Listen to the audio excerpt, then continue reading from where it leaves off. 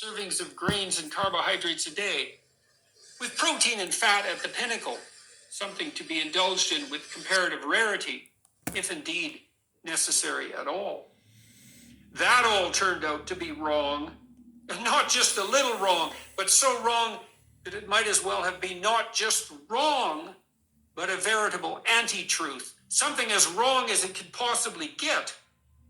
The food pyramid was brought into being not least by the U.S. Department of Agriculture, that is, by marketers, not scientists or nutritionists, with no shortage whatsoever of lobby efforts by those whose products ended up being promoted.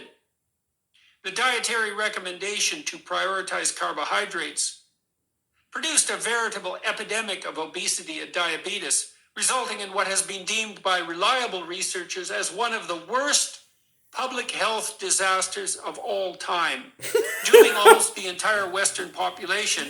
Kanye says that fat people are the devil. Chronic health problems. 42% of Americans are obese. Another almost equally large percentage are overweight. At least a third are in the early or later stages of diabetes, which is an exceptionally serious disease. $1.7 trillion is spent annually on chronic illness in the U.S.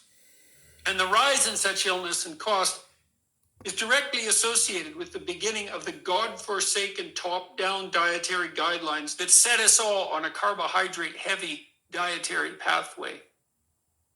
There have been, in addition, dozens of studies debunking the claim that red meat causes disease.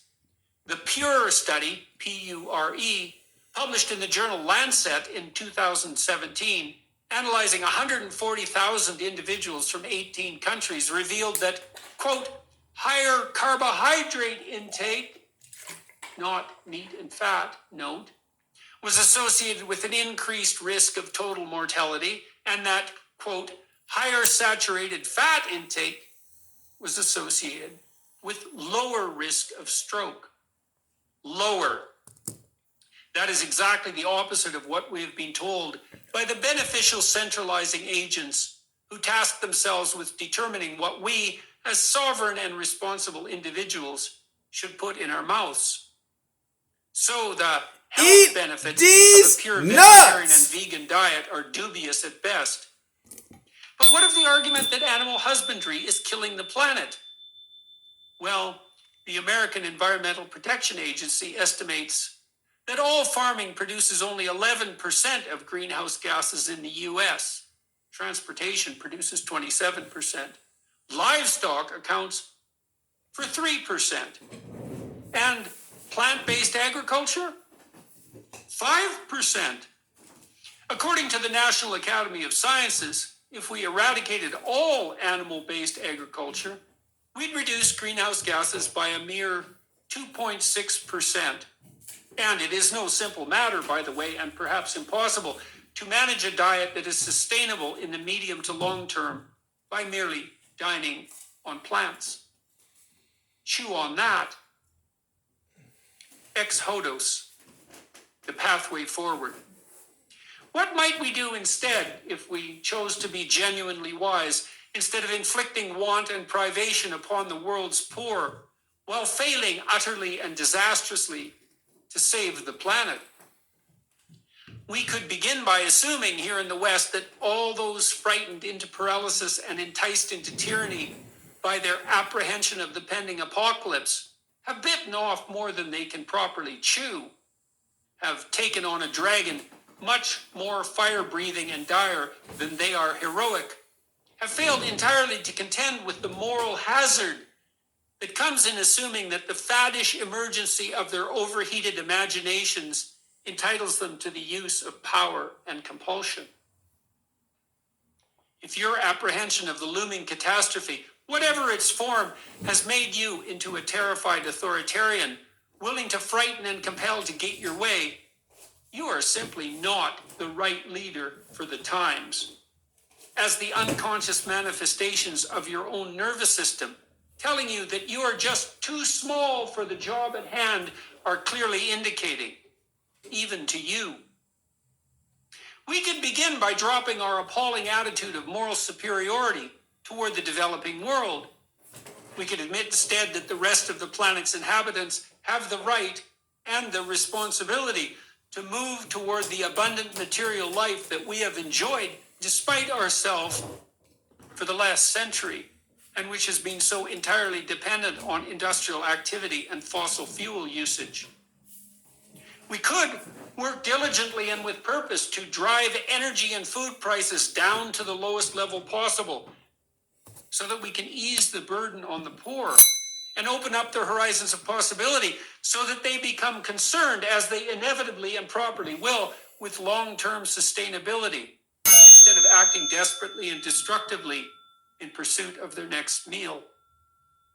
We could concentrate on an intelligent plan of stewardship instead of anti-human environmentalism, along the lines of the plans outlined by multifaceted and diligent experts such as Dr. Bjorn Lomborg, who pointed out years ago Dr. that Bjorn? we have a multitude of crises facing us, and not just one, the hypothetically apocalyptic danger of carbon, and that we could spend thought it was the money we are transsexuals. wasting killing poor people in a much more intelligent and judicious manner, devoting some resources, for example, to ensuring a stable food supply to poor children in the developing world, treating malaria, something we can do and cheaply, and delivering fresh water where it is truly needed. We could as well work out the details of a truly sustainable agriculture with the most expert farmers to improve the quality of our soil and air and provide everyone with enough high-quality food, which will most definitely involve animal-based agriculture. We can bring a halt to the presumption that the state should extend Dr. Jordan itself Peterson by is dint giving of us its back the Garden of hypothetical Eden, moral utopia superiority now. to the governance of how we heat our houses and feed and provision our own families. We could, finally, delegate authority to the most local possible of levels, following the principle of subsidiarity, and produce a hierarchy of responsibility that extends necessary purpose to everyone individually at the family and community and state level, and that serves as a necessary bulwark against the blind and Luciferian, prideful, intellect-based, top-down tyrannies of emergency and compulsion that will otherwise necessarily reign. Can I say something? We could work out our concerns with sustainability through... Yeah, you want to listen to the rest of it? There's only 2 more minutes. You want to go ahead? Go, Lou. No? Hello? Go for it, Laura. Laura, did you want to say something? Yeah, thank you very much. Yeah, first of all, I want to say there's no climate crisis except for the crisis of the weaponized weather. It's not from fossil fuels. It's not from carbon. It's not from this and that. And second of all, there is no such thing as fossil fuel. It's a lie. It's all a lie. The whole dinosaur story is a lie. Everything's a lie. There's no thing fossil fuel. There's oil in every country. Every country has oil in the ground. So when there's not enough oil, we have to import it and all this crap. It's a bunch of crap. Okay. Another thing is carbon is not your enemy. You know, you need carbon to grow food, to grow trees, to grow plants, to grow everything. And there's no food shortage.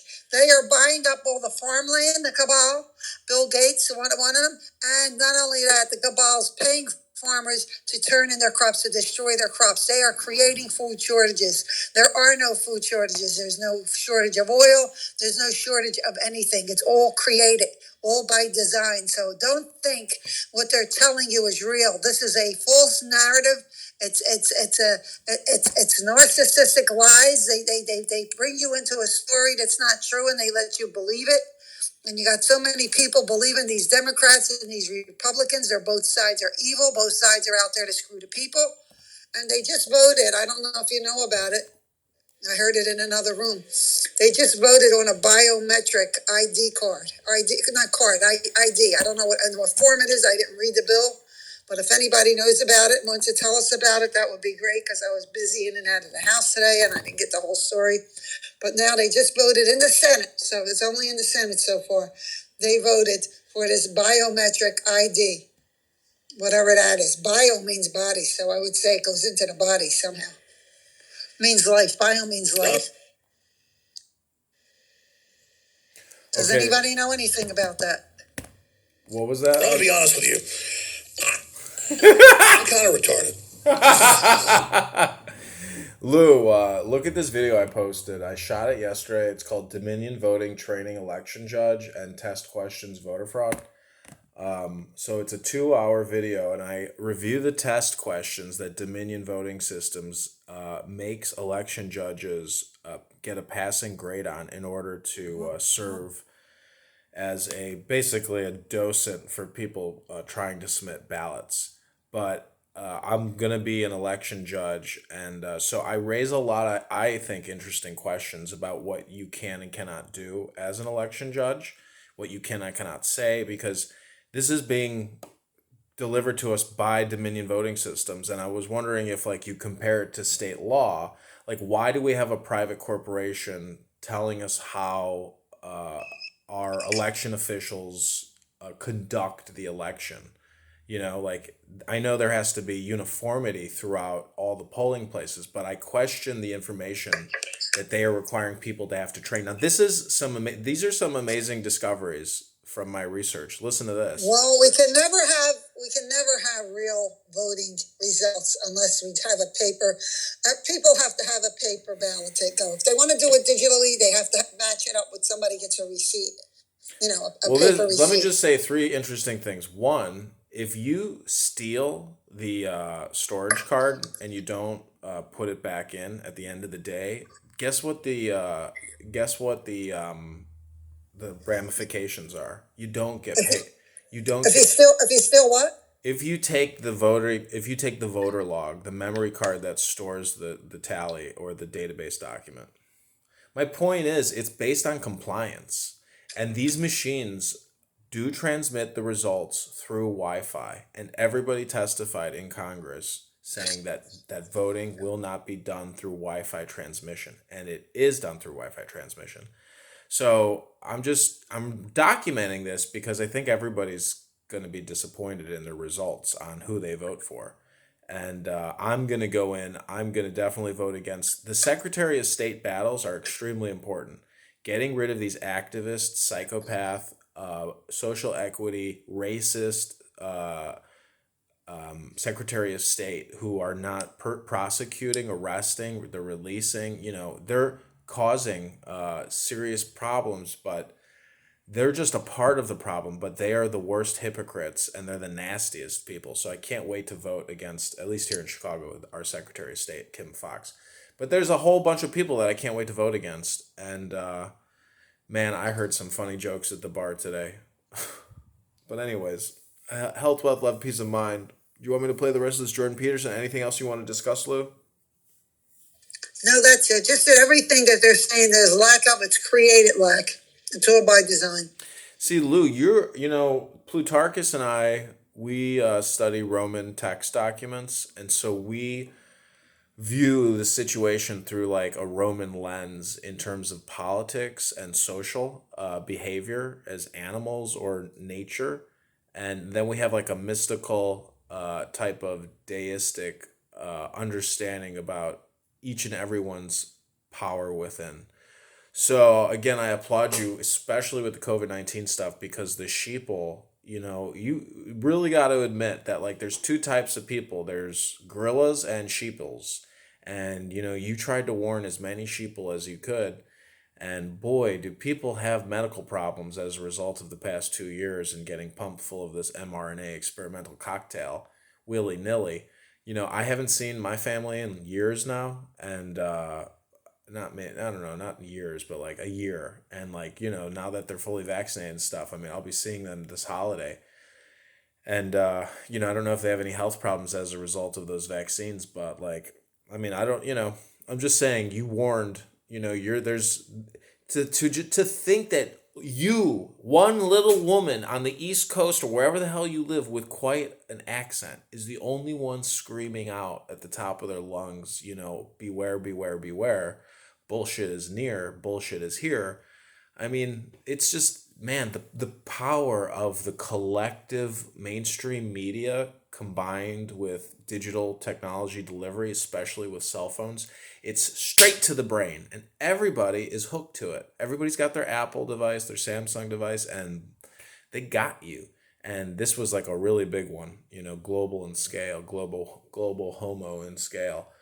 And but I look back at a video from 2 years ago of Bill Gates, Melinda Gates, on the Stephen Colbert show, telling us about how we're all going to get through this, but it's got to be done through social equity. And that the poorest people in Africa are going to they're all going to die. Like, what the fuck, Melinda Gates? Like, fucking, there's either stupid liars, propagandists. I mean, they're full of shit. And it's the worst. I mean, I was at the bar today, and the big thing is Nancy Pelosi's husband getting beat across the face with a hammer. I was just like, what kind of hammer was it? What was the name of the hammer? I'm gonna go buy one of those hammers. What's this? Somebody hit Nancy Pelosi's husband with a hammer? Guy broke into their house through their back door with a hammer and beat the shit out of her husband. Okay, wait a second. Is that true? The story is a little bit different than what we were originally told, but let me find this tweet here. Okay, so the alleged... How could anybody get in their house? I'm sure they're highly... Listen. So the alleged intruder was in his underwear when police arrested him. And the quote-unquote hammer attack didn't start until police got there, doing a welfare check. This sounds more like a lover's spat. Maybe this was Paul's gay lover. The two got into a fight. Then the guy yells, "Where's Nancy?" to expose the affair. Paul threatens him to leave with a hammer. Cops arrive. The lover then grabs the hammer in a fit of rage. That's what happened. That's what I speculated at the bar. My friend was a cop, and he had to help out this alderman who got beat up and robbed. And he said, "Can I look at your phone?" The alderman handed him his phone. Dude, just text message after text message of him communicating with male prostitutes. And, I guarantee you what you just read is probably very accurate. That's what it looked. I mean, the way that I read it to you about how he came through the back door with a hammer and he's screaming out, "Where's Nancy?" like he's going to kill Nancy. I think your version is probably the more accurate version. I gave you the version that was implanted to my memory through ABC News, aka Disney Corp. And, they had all the Republican leadership saying, "Oh, we're praying for Paul and we're so proud and happy that he's going to make a full recovery," But anyways, yeah, that guy got his ass whooped, and Nancy is she's not going to be there for long, though, thank God. Her time is coming to an end. Allahu Akbar! Allahu Akbar! Allahu Akbar! Allahu Akbar! Mashallah.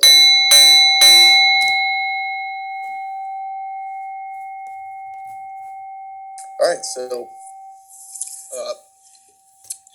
audio, you want me to read some Roman questions? Yeah, go for it. All right.